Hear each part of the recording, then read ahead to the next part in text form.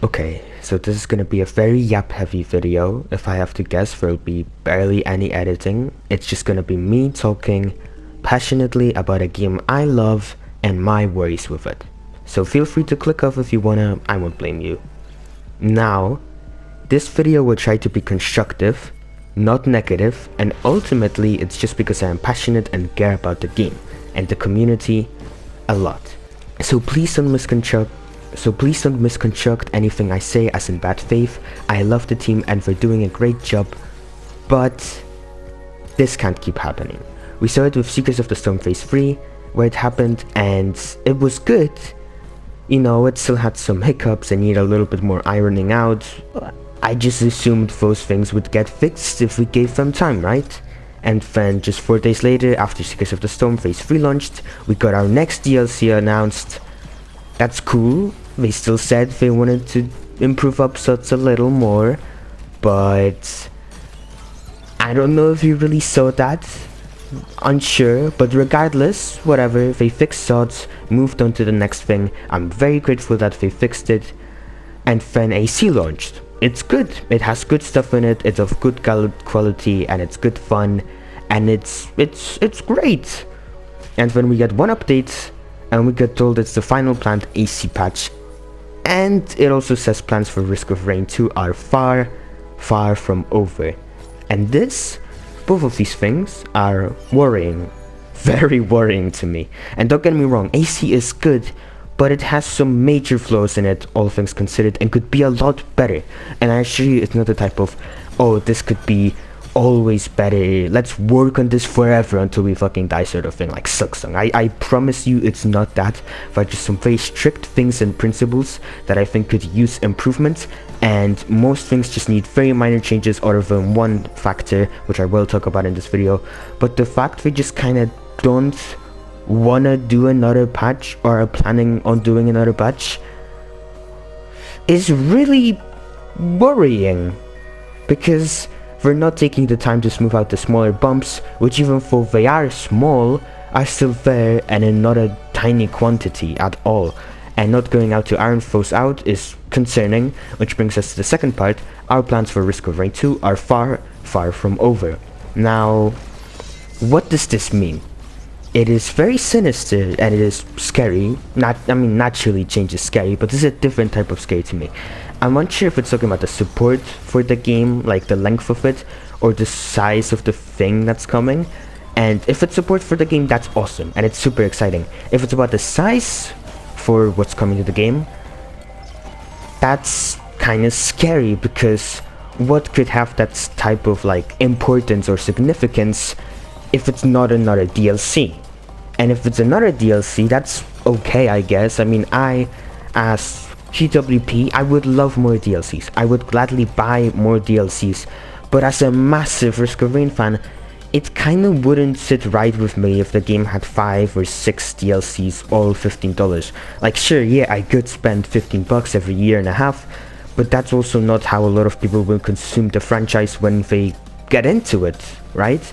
Sure, you get a complete game without them, but if someone loves Risk of Rain while coming into the franchise, putting out just another $75 for DLCs purely is not only going to be expensive, but it's just something a lot of people won't get to do at all, and it just won't feel good knowing that to access all that this game has to offer would be really hard, and for a lot of people not possible. Even like people on PC, some people just don't want to pirate stuff out of moral reasons, which I disagree with, but that's okay. Some people don't have PCs, some people have consoles, some people just aren't comfortable with it for like security reasons, and that really sucks, because everyone deserves to be able to have the chance to start being passionate about something, and that includes certain video game stuff, right? And let's say it's not DLC. What else could it be? Well, a free update? I don't know if I'd phrase it like that if that was the case. And I can't see the higher ups just letting the devs go run wild and just make an expansion sized free update. And if it's not a free update or a DLC, what can they do? What can they do that's so grand and big specifically for Risk of Rain 2? It also makes me very uncomfortable that we're jumping from one thing to the next so fast while the game has so many issues. As Chris in the Discord said, the DLC model is starting and will start for others to feel really about churning out more content rather than giving the game the health to sustain it, and eventually for small issues or even big issues will just make the game feel like Seekers of the Storm again, to a much more minor extent, but still to an extent.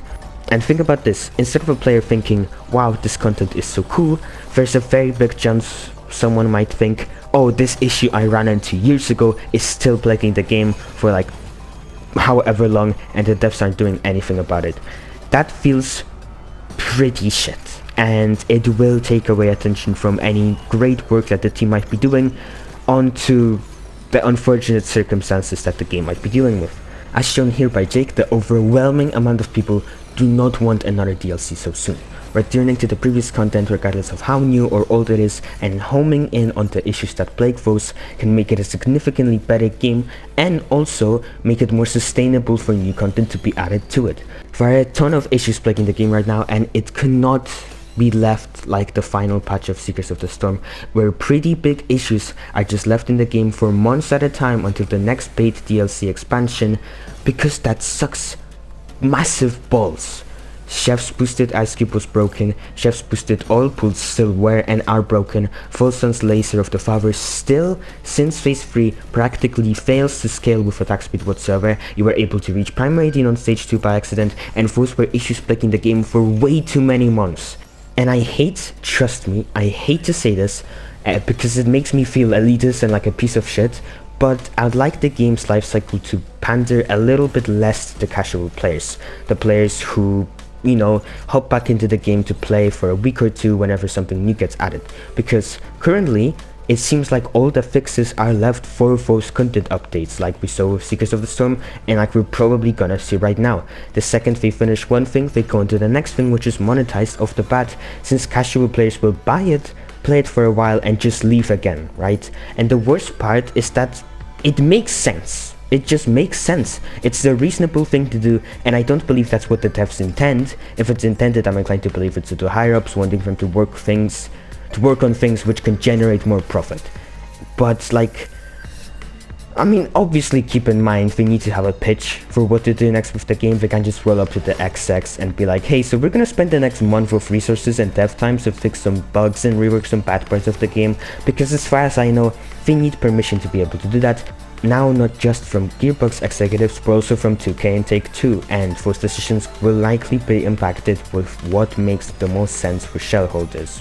We even know that we almost got a teaser for the next Risk of Rain 2 thing, which is cool, haha, awesome, we love teasers, but also like, hey, let's reel it back a little, you know? Like, if we don't get another patch within a month or however much it takes until the next content for the game, I will be pretty unhappy, because there are some very major bugs in the game right now, like Transport Jones will just crash your game. If Multi tries to pick up an equipment for the first time after filling both slots, it will literally just evaporate the equipment out of existence.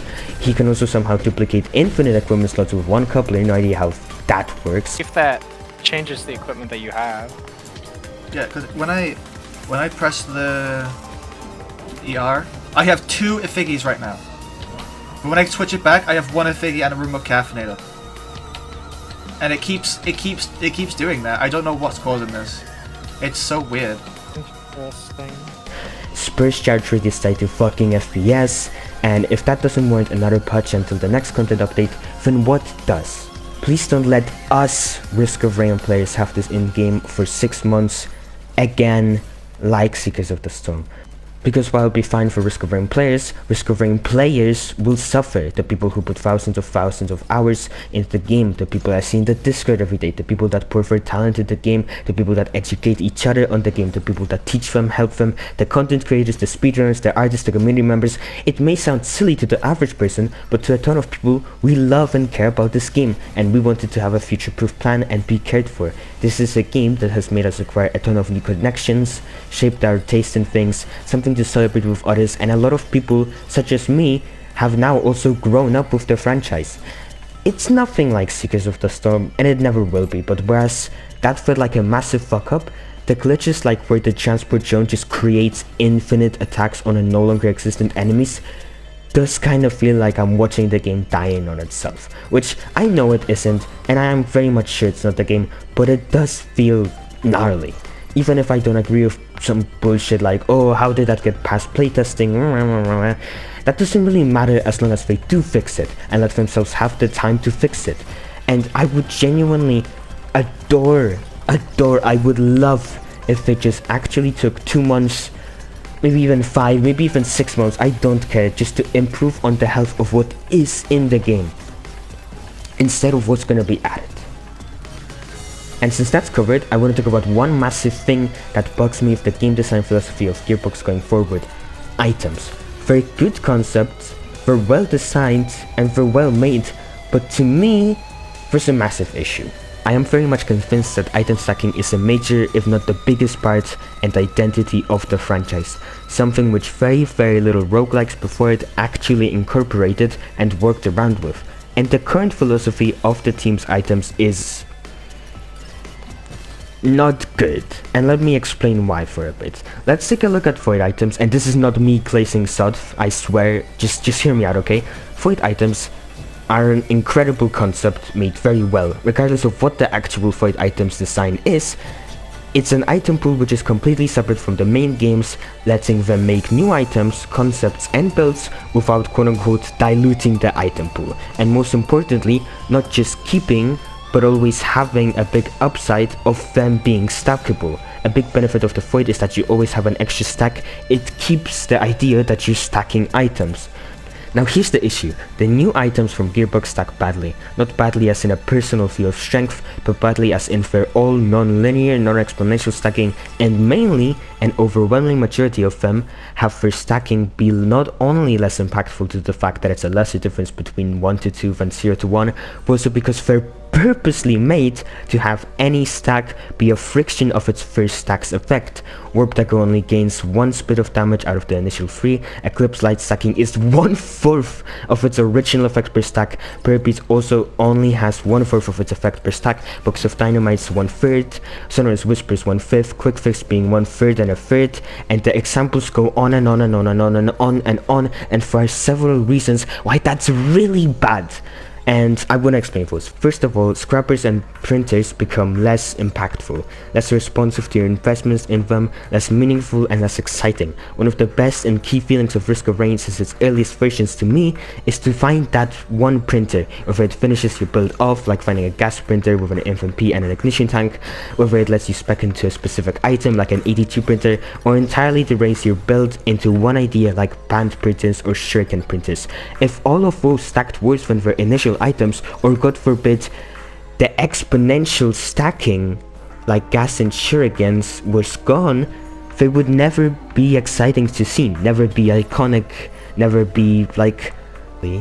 Items not stacking linearly in comparison to their first stack is one thing, but it feels like them having 2 benefits of being stacked that complement each other has become some sort of heresy. Yes, exponential stacking can be bad, but it can also not be problematic. There's nuance to everything, right? You can't just cut something out completely regardless of what it is and what's unhealthy, because that's also problematic. There's the reasons why shuriken printers or gas printers are so exciting and actually make sense.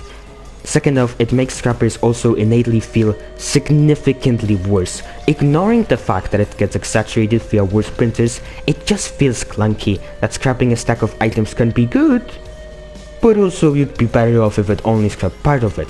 I enjoy a macro playstyle a lot, and if you don't, that's okay. I can understand why people cannot like it. It's not something everyone likes and you don't need to do it, but you can get behind the fact that this type of stacking also makes it less responsive to the playstyle and the amount of effort that is put into it. And I cannot understate how you want to do everything you can to make something not feel unresponsive in a video game. You do not want that. That's the worst thing that can be in a game, okay?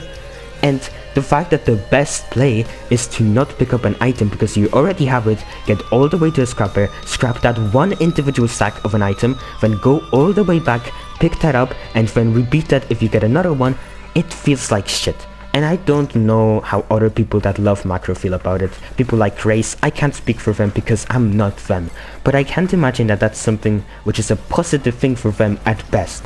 And also the negative of the stacking system is that it doesn't create more builds, which doesn't take away anything from the game, but also does skip out on a pretty major add to it. And it also adds power creep in a really weird and subtle sense. While I don't believe diluting the item pool is too big of an issue per se, as all that matters is the ratio of item types in an item rarity, if you have the items be the most powerful at your first stack and making individual items more rare, which doesn't exactly matter as printers exist, but obviously further diminished also via the stacking type, you're also introducing power creep via bumping up the first stack, saying, oh hey, if you get one stack of this item, it won't be useless. They hate when an item is useless, so we just pump up the first stack so it doesn't feel useless, right? Which in turn makes you generally more powerful without stacking items and spreading them out, which is already what you want to do with damage multipliers, and this means you're very sneakily introducing more power directly into each run without pumping up the numbers you get by just making the individual items more impactful and spreading them out even further. And for example, let's look at Faraday's Spur. Best speed item in the game and potentially almost one of the best designed items, playing into a risk-reward loop of constant decision making, deciding whether you do or do not want to jump and use up the boost, and it stacks in damage and radius. So you'd think, okay, the intent of it is to stack it for offensive use, right? Well, it sucks fucking balls, and while they have 160% speed multiplier for the first stack, it does not work with that concept further at all, and will never be common enough to justify making a build around it, since it takes so long to charge. A spur printer will always just not matter with what it is in its current state. It will just be used for one spur max and then be completely disregarded, and if you had one already, then it's just a useless stage decoration which won't be used and you'll just waste up credits. It feels like they had no intent with the stacking they just put on it. It feels like it was slapped just to stack numbers or whatever. So how about this? Turn down the max speed boost a notch from 2.6 times to a maximum of like 2 times speed, okay? 2 times speed multiplier is still extremely strong, and then just make it so stacking it additionally also makes it charge up faster. Let's say its current charge rate is 1, so how about we make it so that the charge rate is corresponding to the stack amount. Getting the item naturally will no longer just not matter at all, but most importantly, it will give the power back to the printers, and it encourage and make it possible to create an aggressive playstyle, and you would introduce a new build into the game via a new item which would add a lot of replayability and have character synergy by depending on how quick your character could get to the ground and how efficient they are at getting the charge for Friday Spurs. And they even got pushback for this with elusive antlers in phase 1. Even Jeff Def, that's right, I'll call out Jeff Def, he was the biggest ambassador for keeping Antler's speed for the first stack. You know how Antlers used to have the 7% speed increase for the first stack.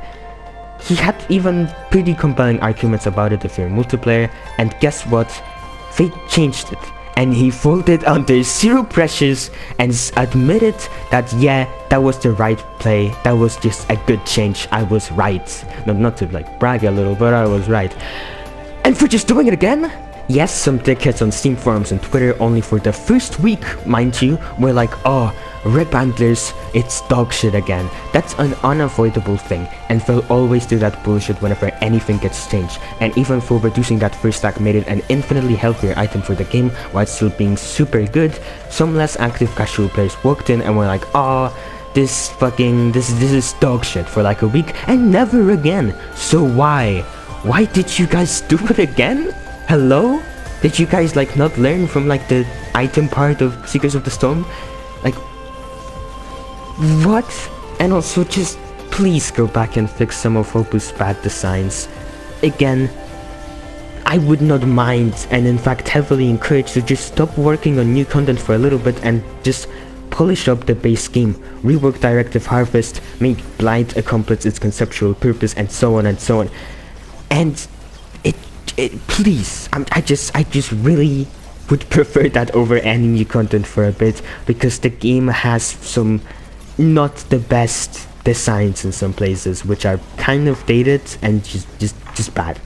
And I seriously don't want this to come off as me being ungrateful and wanting the devs to do more.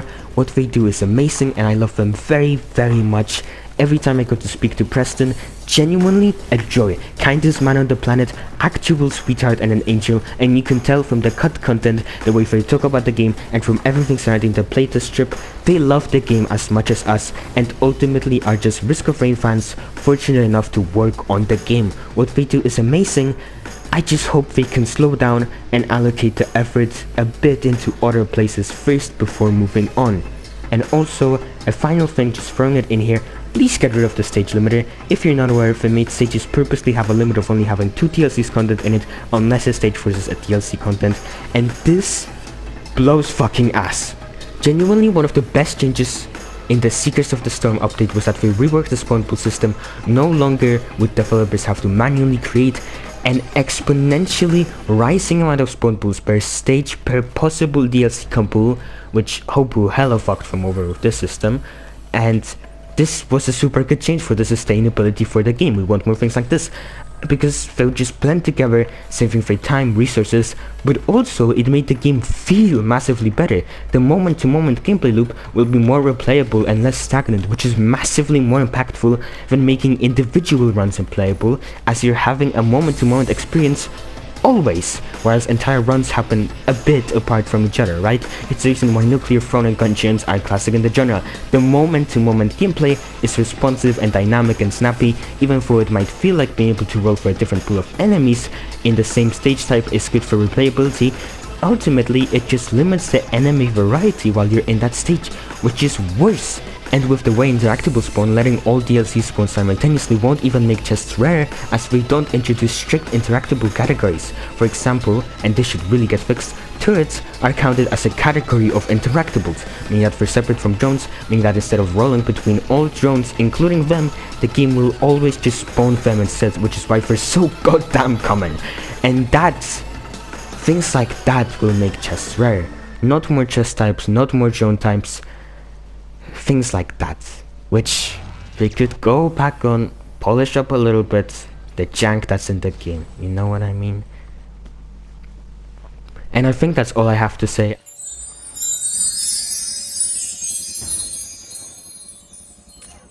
I'd love to talk more in the comments, hear what you think. I love all of you in this community with me, and I truly mean this all in good faith, as it's something I care about a lot.